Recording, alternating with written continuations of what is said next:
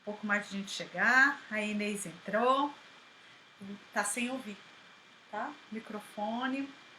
Estamos aqui fazendo os últimos ajustes técnicos. Vamos ver quem tá aqui. Temos a Inês. Temos várias pessoas queridas aqui. Tá aqui no Instagram, tá no Facebook, tá no YouTube. Mais uns 2 minutinhos e a gente começa. Uns 5 minutinhos de cortesia que a gente dá no teatro. Vamos lá. Ai, ai, ai, vamos hoje conversar com o público brasileiro e público português. Atravessando, já que a gente não pode mais pegar um avião, né? Vamos conversar por aqui. Vamos começar? Então, meus queridos, hoje nós vamos ter o grande prazer de conversar com o nosso maestro português, Paulo Lameiro. Paulo, chega aqui. Oi, Paulo, tudo bom? Olá, olá, muito boa tarde. É um prazer voltar à tua companhia e evocar memórias bonitas da última vez que estivemos juntos aí em São Paulo, nesse primeiro olhar fantástico que tive o privilégio de partilhar. E, portanto, e agora temos estas coisas novas que é podermos voltar a estar juntos sem precisar de atravessar fisicamente o plano. Exatamente, são revoluções, revoluções. Para quem não conhece, eu vou apresentar. Esse aqui é o maestro português Paulo Lameiro, um querido, uma pessoa que é um estudioso do mundo da música, um aventureiro que tem feito atividades incríveis, desde ópera no presídio, e temos em comum a paixão pelo mundo dos bebês. Eu no campo do teatro e ele no campo da música.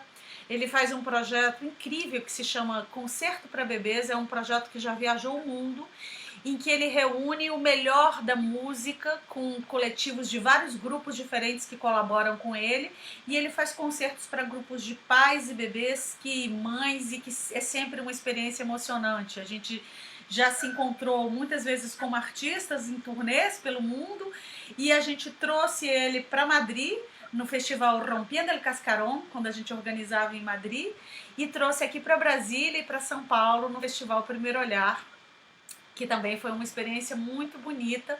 E aqui em Brasília ele deixou frutos importantes. Ele fez uma oficina falando, levantando várias perguntas, né, e com muitas inquietudes sobre o mundo dos bebês.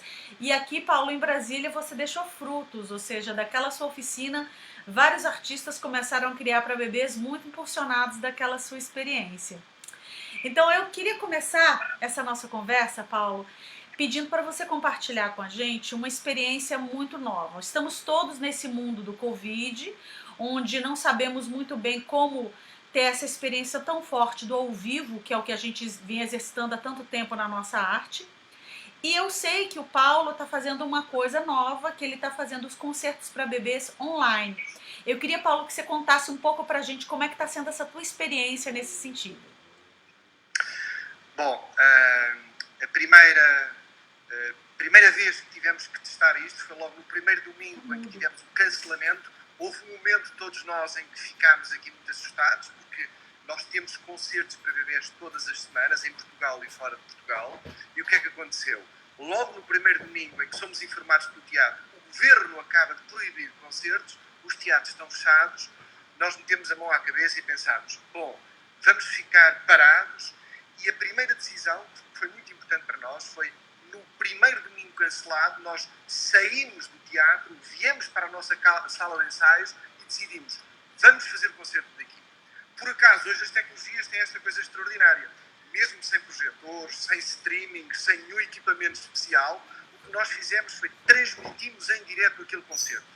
Na verdade, foi mais para nos descansar a nós, intérpretes, do que para oferecer alguma coisa às crianças, porque é impossível transpor o mesmo modelo Sim. para aquilo que acontece lá em casa. Mas foi muito importante porque todos nós sabemos, e há pouco já dizias, que as artes de palco, as artes performativas, vivem desta cumplicidade em tempo real, que não é só a arte de per se.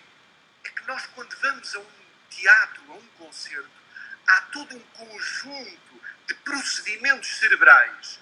Desde o momento em que saímos de casa, pensamos no transporte, Sim. pensamos nos amigos, compramos o bilhete, entramos na sala que tem um cheiro especial, sentamos ao lado de pessoas que não conhecemos de lado nenhum e temos aquela experiência extraordinária de alguma coisa acontece à nossa frente que nos toca, mas estamos a viver aquilo como uma ação única.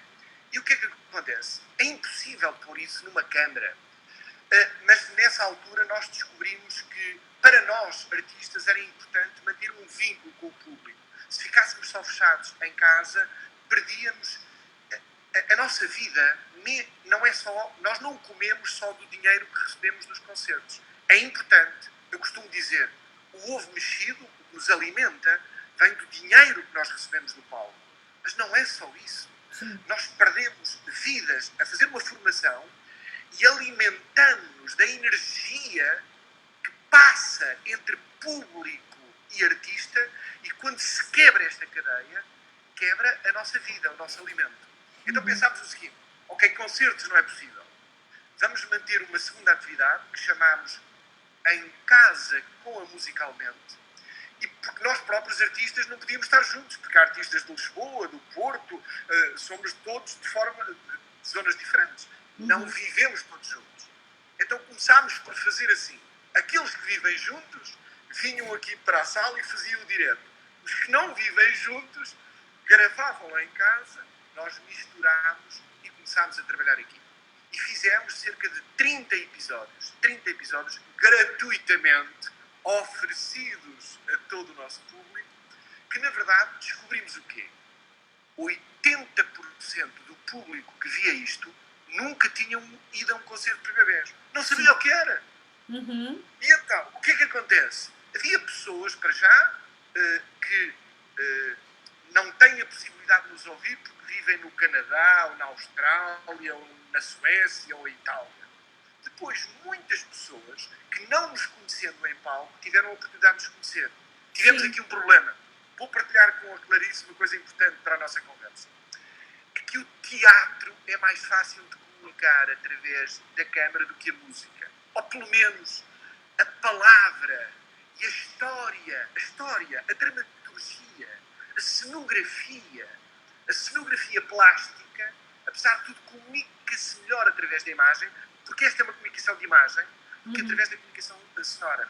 E nós cometemos um pecado mortal, Clarice. Juntámos à música fantoches, histórias, personificámos muita comunicação. Os nossos bebês e as nossas famílias ficaram apaixonados não pelo Mozart, não pela qualidade tímbrica, mas pela história que nós criámos. E ficámos aqui com um problema para resolver. Qual foi o problema?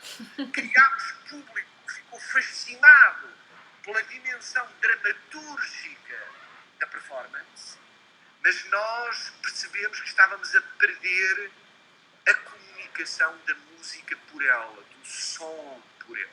E então começámos a pensar logo, espera, vamos ter que criar um objeto novo, que é um concerto, que deixa de ter palavras. Os nossos concertos, como sabes, não têm palavras, são não verbais, concentram-se somente naquilo que é a estrutura sonora, e pronto, e criámos aquilo que são os concertos para bebês em casa.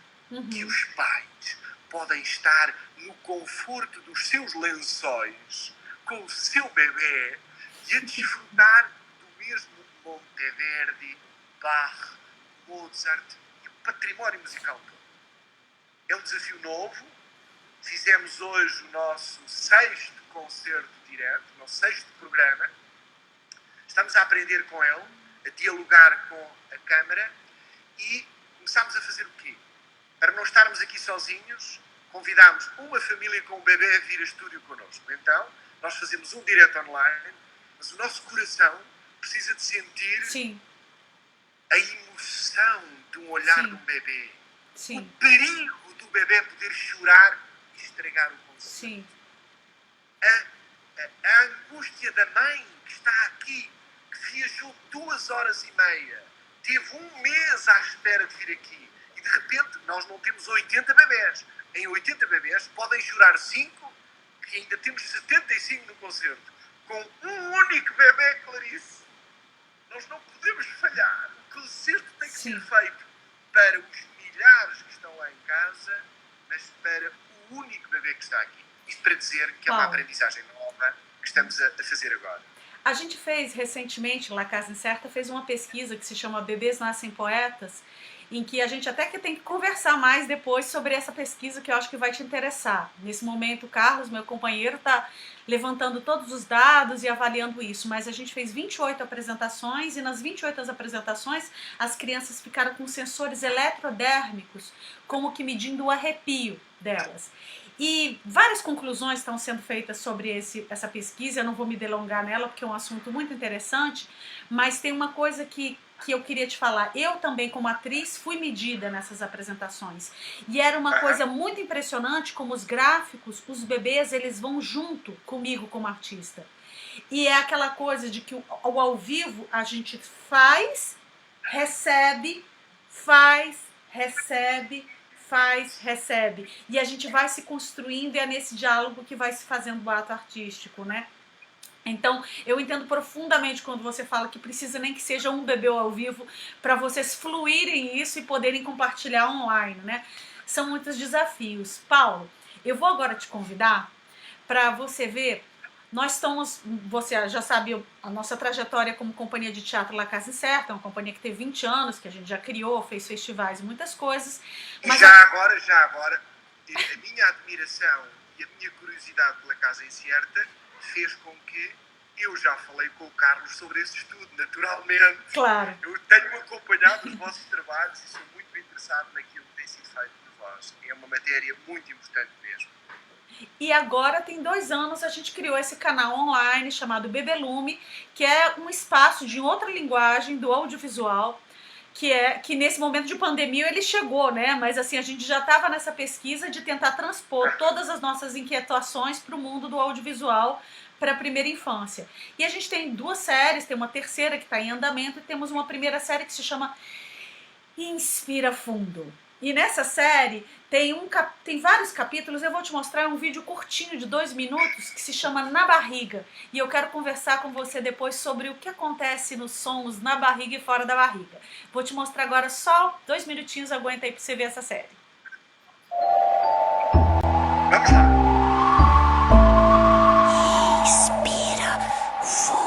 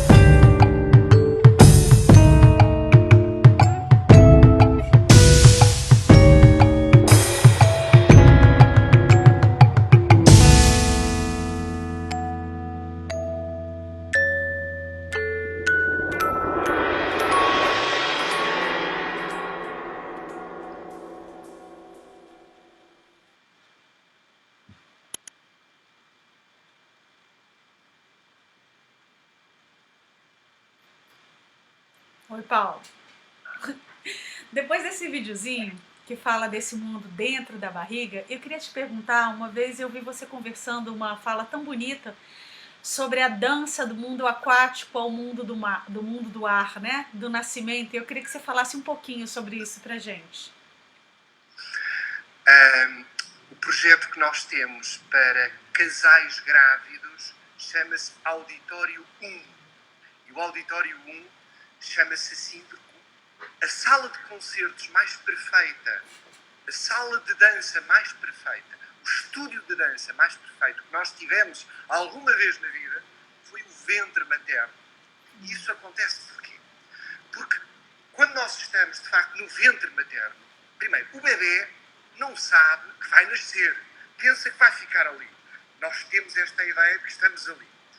E há uma particularidade. A primeira coisa que o ser humano desenvolve é a audição. É a primeira parte de todos os nossos sentidos que desenvolve. No final do 4º mês de concepção, nós começamos a ouvir. Ainda não vimos bem, nós começamos a ver. Nós já vimos antes de nascer, mas o primeiro órgão a ficar completamente terminado é a audição. Não é por acaso que o último órgão que nós perdemos na vida também é a audição, não é a visão. Por isso o nosso último projeto chama-se Aqui Contigo e é um projeto que só trabalha música para pessoas de todas as idades em estado terminal.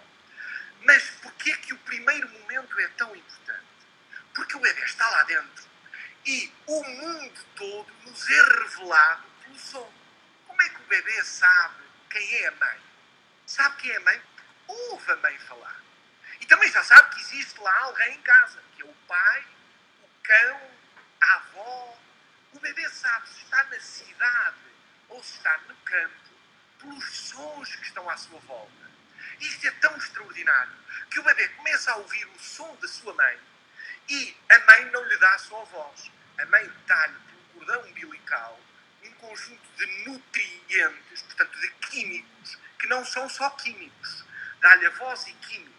E o bebê lá dentro, se a mãe estiver muito zangada, aborrecida por alguma coisa, a Clarice, quando as mães ficam zangadas, a sua voz fica mais aguda ou fica mais grave, Clarice?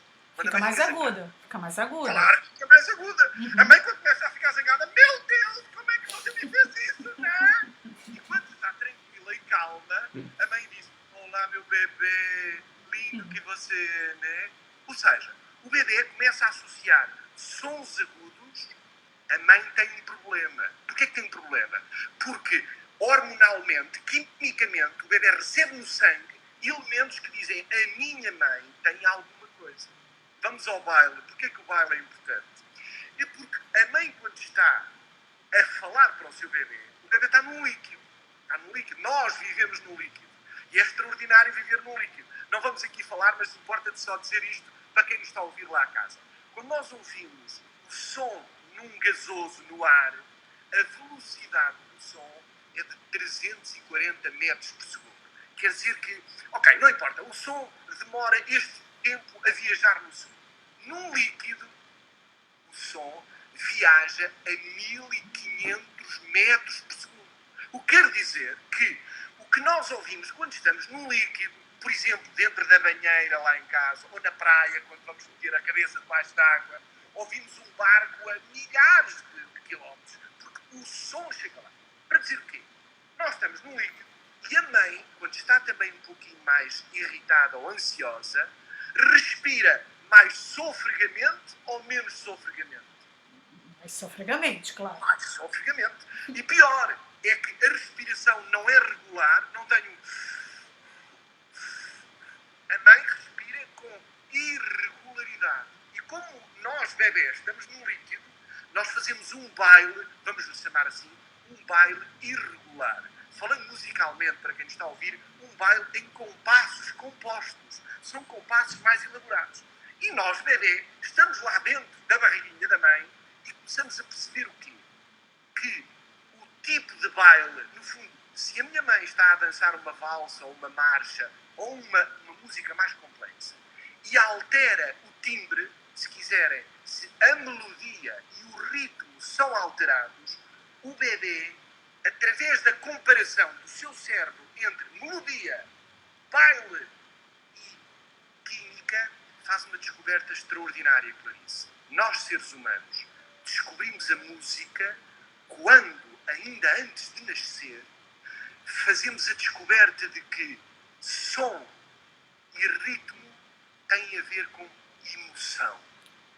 Porque eu percebo que a emoção da minha mãe, porque está zangada ou aborrecida com alguma coisa, isso tem um efeito imediato na sua melodia e no seu ritmo, no seu baile. Bonito E isso. por isso, para nós, seres humanos, cantar e bailar é vital e tem a ver com a nossa estabilidade emocional. Que bonito isso. Que bonito. Que bonito. Paulo, vou te perguntar uma coisa aqui. Quais são, você já falou, a gente já conversou sobre isso e eu queria compartilhar com as pessoas porque eu gosto muito das suas reflexões sobre esse tema que você fez, né, que você já fez da questão de como os bebês se relacionam com agudo e com grave. Você fala que os bebês gostam mais das cordas. Fala isso pra gente. Como é que é a relação, de quais são os sons quando vocês fazem os concertos para bebês, a escolha dos instrumentos, dos repertórios? Fala disso pra gente um pouquinho. Normalmente, deixem-me só fazer um primeiro comentário que me parece importante para quem nos está a ficar com esta ideia muito clara. Quando falamos em bebés, não podemos generalizar e pensar assim: os bebés gostam disto ou não gostam daquilo. O que é bom para os bebés é isto ou é aquilo. Os bebés não são pessoas de amanhã. Os bebés são seres totais hoje, aqui e agora. E, portanto, os bebés, como eu costumo dizer, são Marias e Manéis. Não são abstratamente bebés. Isto para dizer o quê? Que os gostos, as preferências, a estética que um bebê experiencia, uma catarse estética de alguma coisa muito bonita, não é generalizável. Sim. Os bebés são Marias e Manéis. E, portanto, nós temos sempre de considerar que em cada pessoa de 2 dias, 2 semanas ou 2 meses está uma pessoa total, que tem de ser respeitada totalmente. Agora, a Clarice está a tocar aqui num dedo, pôs o dedo num tema que de facto me é muito caro. Porquê?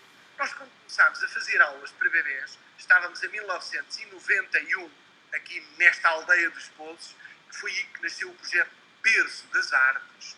Começámos a experimentar coisas, naturalmente. Experimentar é tocar.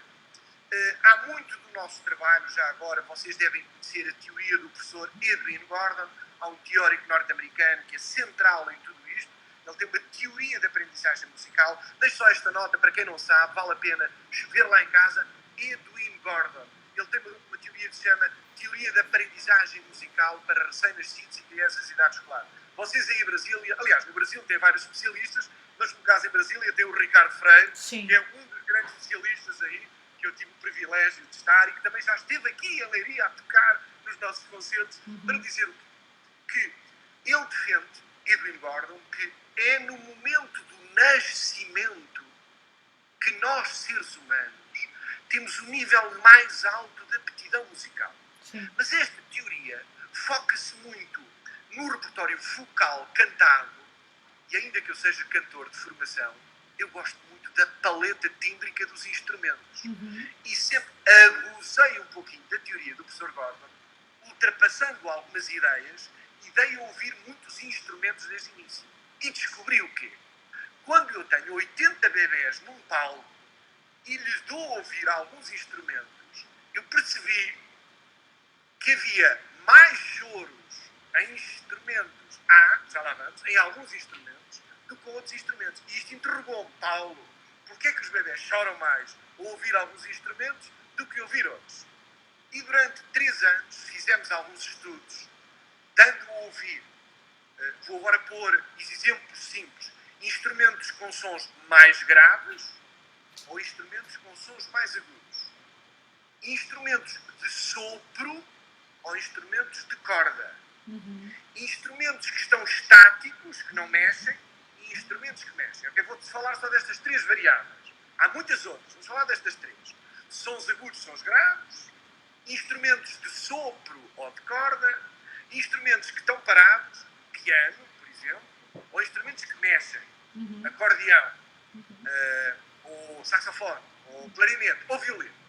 E o que é que descobrimos? A primeira descoberta, que é, entre um instrumento de sopro ou qualquer outro instrumento, os bebés choravam menos.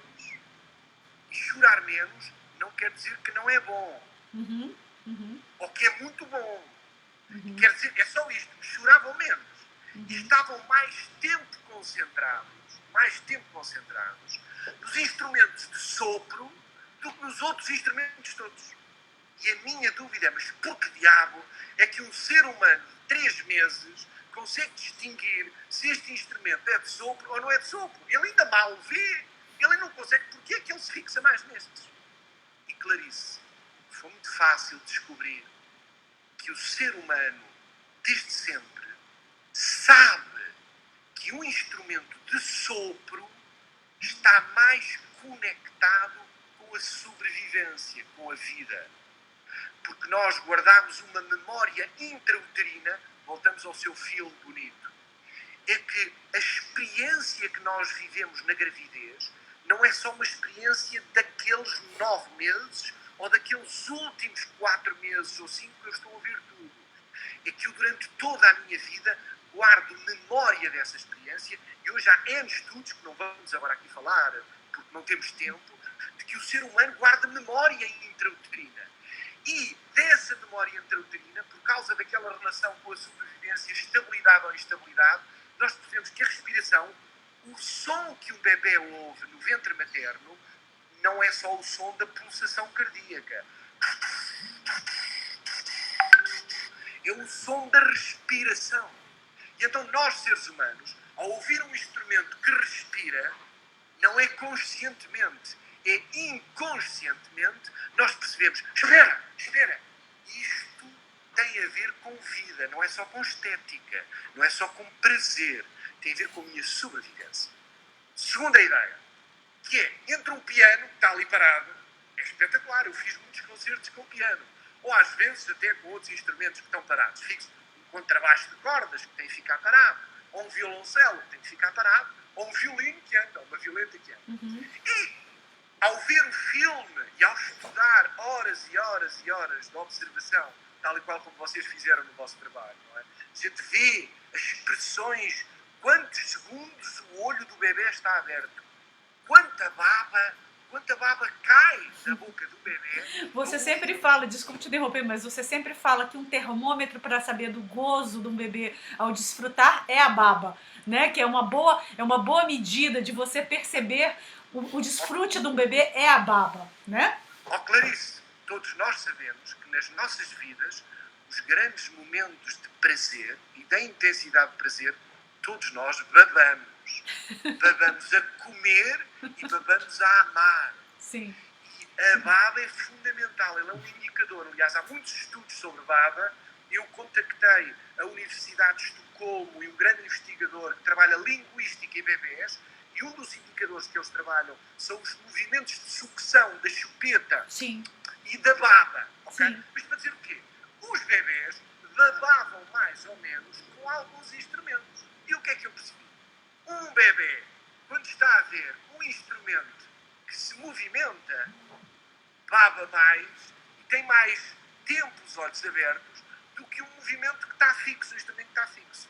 Se eu tiver o mesmo músico só a tocar parado, ou tiver o mesmo músico a bailar, voltamos ao baile. Sim. O que distingue a vida é o movimento. E, portanto, o instrumento que se movimenta atrai mais o bebê porque ele reconhece no movimento uma linha de vitalidade, de futuro, de caminho. E o instrumento que está estático, o bebê acha, eu aqui não vou aprender muito porque eu já vi o que tinha a ver. Vou à terceira dimensão, Sim. foi aquela que a Clarice começou por perguntar. Então, e os bebés gostam mais de sons agudos ou graves? Oh, Clarice, eu fico irritadíssimo. Porque nós pensamos, às vezes, que os bebés, por serem pequeninos, gostam de coisas pequeninas. E os instrumentos pequeninos, mesmo para quem não sabe de acústica lá em casa, sabem que um tubo pequenino, uma flauta pequenina, tem um som muito agudo. Um instrumento grande, como uma tuba ou um contrabaixo, tem um tubo maior. E nós achamos, ai, que bebê é tão pequenininho, vamos dar-lhe instrumentos pequenininhos. Inundamos os berços dos bebés com caixinhas de música, plim, plim, plim, plim, plim, plim. Muitos instrumentos com sons assim muito fininhos. E isso é dramático para um bebê. O facto de um bebê ser pequeno não quer dizer que ele só se identifique com sons que vêm de instrumentos pequenos. Isso tem a ver com a velocidade do som na água e o facto de termos uma primeira experiência sónica dentro de água, onde a baixa frequência são os sons mais graves, propagam-se mais facilmente. Além do mais, o bebê guardou na memória sons agudos da minha mãe, alerta, acendem as luzes vermelhas, espera lá, isto há aqui problemas. Quando há uma travagem de um carro abruptamente, alguma coisa que é um guincho, é perigo. Ao invés disso, sons graves induzem a tranquilidade e a estabilidade. Numa orquestra, quem toca as notas e os acordes que oferecem estabilidade, aquilo que o bebê precisa, estabilidade, são os instrumentos que têm sons mais graves. E foi por isso que rapidamente eu descobri, a comparar entre um violino ou um violoncelo, o bebê chora mais a ouvir um violino do que a ouvir um violoncelo ou contrabaixo. Isto não quer dizer que um violino é mau e que um contrabaixo é bom. E nem tão pouco quer dizer que nós não devemos dar violinos a bebés. Eu continuo a fazer concertos com violinos para bebés, sendo que eu agora já fico mais tranquilo, porque sei que em 80 bebés a probabilidade de 10 chorarem é muito superior quando eu tenho um violino do que tenho um contrabaixo. Eu me lembro de uma experiência, Paulo, porque a gente fez, com uma Casa Incerta, a gente fez uma trilogia de obras líricas para bebês, né? E a gente foi em La Punta da Língua, que a gente fez turnê na Espanha e na França, a gente fez a Caverna Sonora, que fez turnê na Espanha, e agora fez a Gruta da Garganta, que fez temporada em vários lugares do mundo. E nelas eu cantava com minha voz popular, né? Uma voz bem de peito, uma voz mais próxima, mas sempre com cantoras líricas. E no caso das 3 montagens foram sopranos. Mas eu lembro que uma das montagens, a gente trabalhou com a Svetlana Kozova, que era uma cantora lírica russa, que tinha uma voz gigantesca, aquela que era preparada para cantar no teatro e chegar no último lugar, uma voz grande. E quando a gente ia para teatros pequenos, ela tinha muita dificuldade em modular a voz dela. E eu me lembro na França, numa apresentação, era meio que a estreia dela, os bebês todos assim, ó. Porque tem uma sensibilidade auditiva e ela não sabia. Depois a gente trabalhou com a Tatiana Melnichenko, que é uma gigante também russa, que está no Scala de Milão, e ela tinha uma voz enorme, mas ela sabia perceber e modular, né? Então eu acho que vocês como músicos devem ter sempre esse exercício. Eu como atriz, para mim o que eu diria a síntese de atuar para bebês é modular, né? Vocês devem ter sempre essa coisa que a gente volta no que a gente conversou antes, né? Do encontro do público, de ir modulando, né? Modulando o trabalho do artista e construindo e cozinhando junto com o público, né? Duas ideias importantes acerca do que a Clarice está a referir. A primeira, de facto, é central. Eu junto à palavra modular, que é, no fundo, para mim, também respeitar o bebê e olhar para ele e receber dele. Ou seja, eu quando modulo, eu tenho que perceber que eu tenho a oferecer ao outro, seja pelos conteúdos que nós achamos que são extraordinários. Mas para um bebê, antes do conteúdo, está o contacto corpóreo. Sim. O meu olhar, a temperatura do meu corpo, os meus gestos para com o bebê. Modular e respeitar o nível de intensidade da minha voz e a tudo o que é a globalidade da relação que vocês no teatro fazem tão bem. Mas já agora, há pouco a Clarice, quando falava nos instrumentos, digamos, melhores ou piores para bebês, e eu volto a repetir que melhores ou piores neste caso são aqueles em que nós temos mais choro ou menos choro, mais encanto ou menos encanto. Uma das primeiras descobertas que me deixou muito triste, eu enquanto cantor lírico, é que nos concertos de bebés eu também não percebia porque é que quando eu tinha um cantor, seja um cantor lírico ou até um cantor não lírico, os resultados são muito diferentes. Porque, como a Clarice diz, um cantor lírico está preparado para desenvolver um instrumento com uma potência sonora que fura uma sala de 10.000 lugares sem microfone. Um cantor não lírico, um cantor pop, um cantor tradicional, utiliza outras emissões vocais. Mas então não é que eu percebi que os bebés não se fascinavam especialmente por concertos onde eu tinha cantores. Por exemplo, há 2 semanas atrás eu tive um concerto com a Luísa Sobral. A Luísa Sobral foi quem ganhou o Festival da Eurovisão há 2 anos atrás. É um máximo de cantora, é uma extraordinária autora e, na verdade, ela é top. Mas os bebés estão-se a borrifar para a Luísa Sobral. Os pais dos bebés e as mães é que se babam ao ouvir o concerto. Os bebés estão ali, mas são os pais que se babam. E porquê é que isto acontece, Clarice? É porque um bebê de poucos meses ou até de poucos anos, ao ouvir uma voz humana ou ouvir um instrumento, pode não ser clássico, pode ser um outro instrumento da world music, um instrumento tradicional. Mas o bebê tem muito mais tempo de concentração a ouvir um instrumento, agora seja ele qual for, do que uma voz humana. E pergunta os papás lá em casa, mas porquê? Então, mas a voz não é o maior dos instrumentos? Então a voz da mãe, porquê que o bebê não tem na voz o melhor dos instrumentos? Porque para aprender e tem que o fazer em pouco tempo.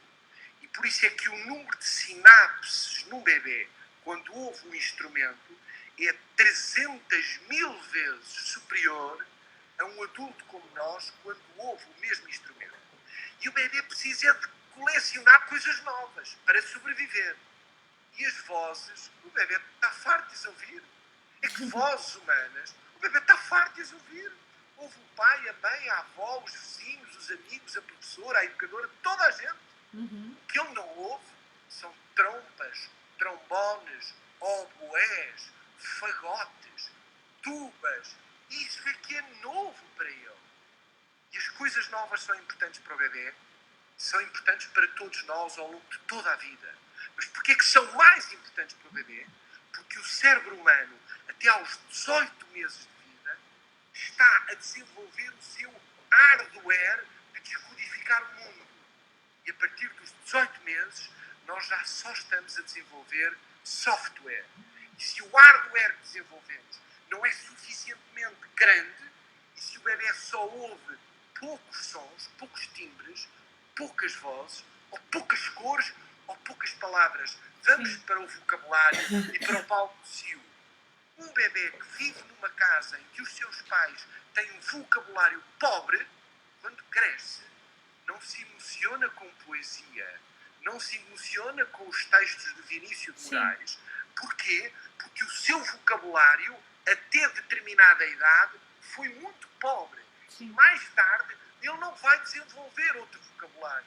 Ele pode aprender até outras palavras, mas a matriz, o hardware está lá. E é por isso que o bebê gosta muito mais de ouvir outros instrumentos do que ouvir a voz humana. Isso quer dizer que não devemos cantar para os bebês? Não! Claro que devemos cantar para os bebês. E a mãe, claro que sim. Mas não é tanto para desenvolver a aptidão musical, mas para desenvolver comunicação. É por isso que a gente sempre fala de uma alfabetização artística que a gente tem que oferecer, né? Uma criança que só come hambúrguer, ela vai ter dificuldade de saber saborear novos sabores, né? A gente sempre fala aqui no Bebê Lume como por que trazer um audiovisual para bebês, ou seja, é claro que o ao vivo tem a sua força, mas para você poder oferecer outros sabores, outras qualidades e despertar na criança uma outra possibilidade de desfrute estético, né? A gente sempre fala que quem não teve acesso à sua cultura, que nem quem não teve acesso à sua língua, depois quando vai falar uma outra língua depois dos 3 anos de idade, fala com sotaque. Se você não tem acesso à cultura, quando você é criança, você fica estrangeiro à sua própria cultura. E isso é muito importante, muito fundacional, né? Eu vou chamar agora aqui um outro vídeo curtinho de 2 minutos, nós do Bebelume, em que a gente vai entrar no território dos balbúcios, que eu quero que a gente converse muito sobre isso. É um exercício sobre esses mundos do mamã, babá, mamã, a palavra. Vamos dar uma ouvida aqui, um vídeo curtinho aqui para vocês.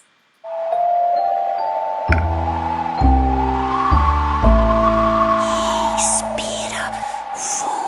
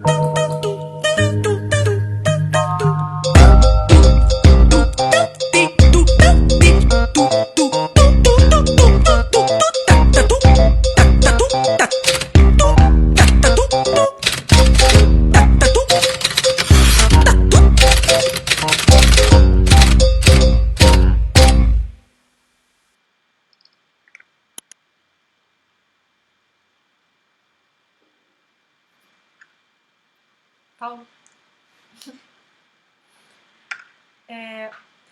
Eu acho que eu queria conversar com você sobre os balbúcios, as letras, os sons. Nesse vídeo, por exemplo, a gente trabalha com o som do M, né, do mamã, que foi, eu lembro que num espetáculo a gente fez uma pesquisa e descobriu que, por exemplo, mamãe, em quase todas as línguas do mundo é com mamã, né, que tem a ver com esse gesto de mamar, né, de mamã. Paulo, e perdemos o Paulo. Vamos voltar a chamar o Paulo aqui pra gente reconectar ele um pouquinho.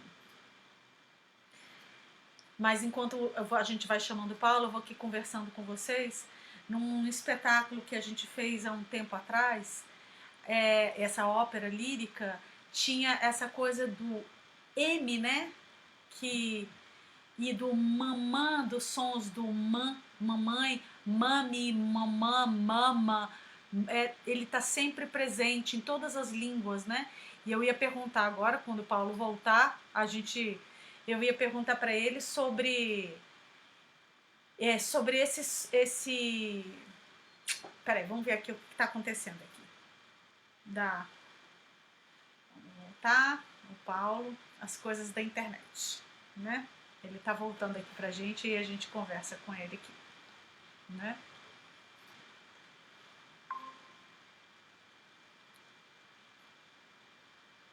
Vamos lá. Por enquanto estou eu conversando com eu mesmo. Mas vamos ver que ele volta aqui, já já. Mas o que eu quero conversar agora com o Paulo é sobre esse mundo das letras, né? Esse mundo dos sons. O Paulo, ele sempre fala, e eu quero conversar com ele, que ele fala do mundo dos balbúcios e do B e das vogais e essa descoberta dos sons e como se fez. A gente, nessa trilogia que a gente fez da Gruta da Garganta, a gente fez uma ampla pesquisa sobre os sons das vogais, né? E como é que é a relação de descoberta de cada um dos bebês com cada um desses sons. Quem estiver aqui com a gente no grupo, que são amigos, eu queria convidar a conhecer a nossa série, a série completa do Bebelume. A gente está no nosso canal online, bebelume.com, e a gente tem as séries completas, que é uma assinatura de R$ 3,90, é mais barato que um picolé. E você pode assistir. A gente já fez 2 séries, a gente fez um Inspira Fundo, que é essa com vários, utilizando linguagem de teatro de objetos e de sons e tratando de questões dramáticas e centrais na vida do bebês. E a gente tem uma segunda série que se chama Macuru, Canção de Berços, que são 10 pérolas das canções tradicionais da infância que foram pinçadas, e a gente tem um personagem central que é um bebê desenho animado que passeia por todos esses mundos, né? Como é que tá? Temos o Paulo aí? Tá vindo aí, Paulo? Paulo, volta pra gente! Volta! Vamos ver se ele agora deve estar quase voltando. Ele já tá vindo aqui pra gente conversar. Mas eu quero convidá-lo justamente para falar disso, do mundo dos balbúcios, tá? Tá voltando aí o Paulo. Vamos ver se ele agora deve estar quase voltando. Pronto, Paulo, você voltou! Cheguei! Tínhamos perdido você, mas você voltou!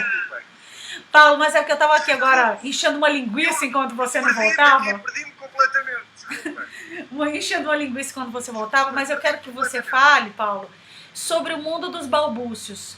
Aquela conversa que a gente já teve algumas vezes, que eu gosto tanto quando você fala do B, das consonantes, desse mundo do mamã, do mamãe, de todas as línguas do mundo que o mãe tem a ver com a amamentação, né?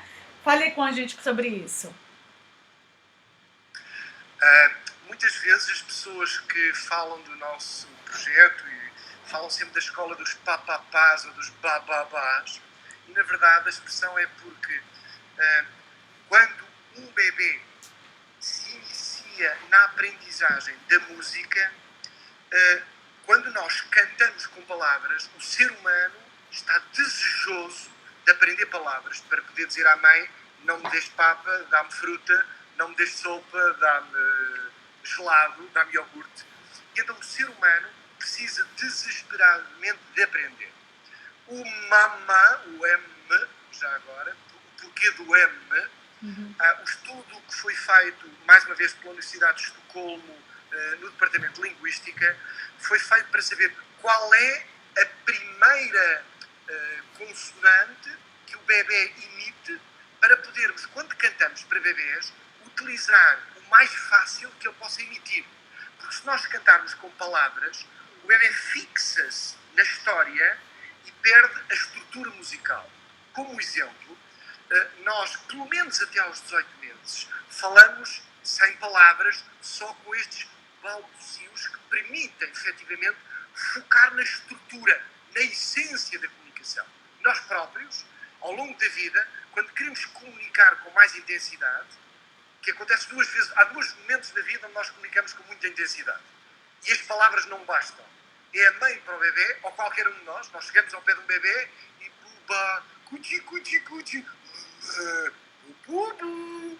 Esta é a forma, mas depois voltamos a comunicar com esta linguagem, mesmo já em adultos, que é quando estamos enamorados. Quando estamos enamorados, as palavras voltam a ser pobres e voltamos ao ok? Isto é tão importante que no momento em que somos bebês, nós precisamos de focar a linguagem musical sem as palavras, com o essencial. Porque se nós cantarmos para um bebê yam pam pam pam pam yam pam pam yam bam bam bam bam bam yam bam bam bam bam. O bebê ouve uma coisa. Se eu cantar assim, tenho um gato preto, gosta de brincar. O preto é... A nossa cabeça começa a pensar em gatos, em brincar, e deixamos de perceber a estrutura musical que é verdadeiramente a essência da comunicação, que é muito mais poderosa do que propriamente a palavra. Sabem quando o ser humano, agora falamos na exploração do cosmos, quando o ser humano mandou o primeiro objeto para o cosmos, à espera que algum ser do outro mundo conhecesse o ser humano, nós não lhe mandámos palavras, mandámos desenhos e música, sem palavras. Porquê? Porque se alguém um dia nos conhecer, a forma de comunicar, a palavra é muito difícil, até porque, e vamos agora ao pá, pá, pá, má, quando nós pensávamos que o bebê cantava melhor com M, porque a primeira coisa que ele diz é mãe, e portanto supostamente o M será a primeira sílaba que nós devemos utilizar para falar com bebés, mamã, mami, mumu, nós descobrimos o quê?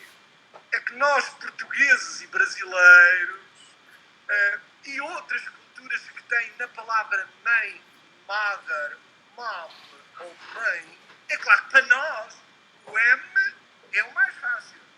Esperem lá, nós vivemos num cantinho do planeta. Há milhões e milhões e milhões de bebês que nascem no Oriente que a palavra mãe não tem a mesma fonologia.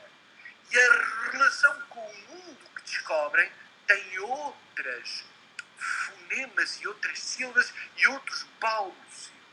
E por isso, o que importa respeitar, já agora alguém nos perguntava aqui, eu só estou a acompanhar o Facebook, peço desculpa, não está nas outras redes, mas alguém perguntava como é que é possível, como é que nos devemos preparar para fazer concertos para bebês. Bom, a primeira regra, já agora, muito simples. Quando perguntam qual é a melhor música para bebês, e eu respondo sem dúvidas, é aquela que tu mais gostas. Porque o bebê, antes de ouvir a música, vê-te a ti e sente a tua energia. E, portanto, a primeira regra base é eu toco a música que mais gosto. Oh, professor, mas é que a música que eu mais gosto é muito complicada. É Stravinsky, ou é jazz, ou é uma cena. Como é que eu posso tocar isto para bebês? Esqueça. O bebê sente e ouve, antes do conteúdo estritamente musical, o processo de comunicação corpórea, global. E, portanto, você toca aquilo que mais gosta. Regra número 1. Regra número 2. Tem a ver aqui com é preciso conhecer. Por exemplo, se eu quero que o meu bebê comece a responder-me com alguns sons, eu devo usar as sílabas e as consoantes de articulação que a cultura daquele bebê tem. Porque se eu vou fazer concertos para bebés para a China ou para o Brasil, eu tenho mundos muito diferentes. A 2 níveis. Vou guardar mais uma terceira regra. A segunda é esta. Eu tenho que respeitar, nomeadamente, as sílabas se quer que ele responda. Mas socialmente as culturas são muito diversas. Eu tenho culturas para quem a música é um ato festivo, de encontro. E tenho outras culturas para quem a música é um ato de fruição individual, íntima e pessoal. Dou o exemplo. Se eu for fazer concertos para bebés à Suécia, eu não posso agarrar um bebê ao colo, tirá-lo do colo da mãe e cantar para ele como no colo. Porque a mãe vai sentir que isto é uma ofensa. Sim. Estou a invadir a sua relação da díade emocional entre mãe e bebê. Mas eu sei que se for ao Brasil eu posso fazer isso. Se for a Espanha eu posso fazer isso. Mas posso dizer-vos, em Madrid as mães comportam-se diferente de Galiza ou de Barcelona. Com certeza. E isto é muito importante. Mas, já agora só uma terceira ideia. O que é que eu devo fazer para estar preparado para tocar para bebês? É, utilizando a palavra da Clarice, é modular. Modular tudo. Modular a minha voz para intensidades que não sejam violentas, mas também sons mais doces, íntimos e pequeninos. E respeitar que à minha frente eu não tenho um adulto em potência, eu não tenho alguém que precisa de aprender o que quer que seja, eu não tenho de lhe ensinar coisa nenhuma, porque aquele ser que está à minha frente tem uma capacidade de audição superior à minha, e eu devo ser autêntico e honesto com ele. Dar-lhe numa relação de autenticidade. Paulo, estamos chegando ao final da nossa conversa. É um prazer. Eu espero muito que o Bebé Lume seja um projeto que possa crescer, que possa desenvolver uma relação nova com os bebés e com as famílias. Muito importante a família. O bebé está numa relação com alguém. Nunca podemos pensar que o bebé está sozinho. Sim. Não é porque ele é frágil, não. É porque tem uma relação com alguém. Se tem uma relação, nós temos de respeitar essa relação. E, portanto, foi um grande prazer estar aqui contigo e evocar as memórias destes meus tempos com a vossa, quer com a Casa Incerta, quer com o Festival Primeiro Olhar. Espero muito que possam desenvolver mais este projeto.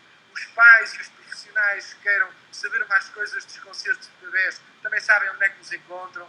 Concertos de bebés é um canal YouTube, é uma página onde podem aceder à informação e onde podem aceder à formação também. Portanto, espero que a próxima vez que nos possamos encontrar seja para um abracinho a sério. Um abracinho. É preciso um abraço. Sejam ao vivo, né? O que mais sinto falta é de um abraço. Com certeza. E para vocês no Brasil, um grande abraço para vós, uma resiliência que possa superar este momento que estamos todos a viver agora. Um abraço gigantesco, Paulo. Um grande prazer. Tchau, tchau, querido. Tchau. Gente, é isso. Muito obrigada pela presença de vocês. E a gente termina por aqui. Daqui a 15 dias a gente volta com outra live. Obrigada. Tchau, tchau.